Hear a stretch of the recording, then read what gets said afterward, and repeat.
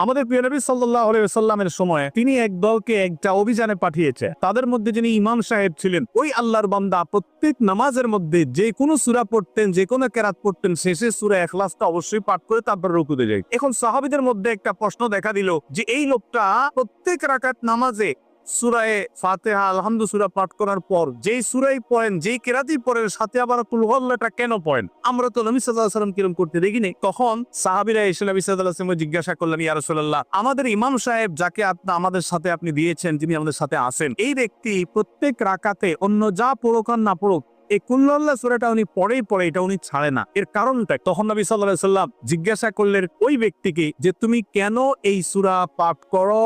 অবশ্যই অবধারিত পারো, সূরা ফাতিহা না প্রত্যেক রাকাতে ফিক্স, অন্য কোনো সূরা তো ফিক্স না।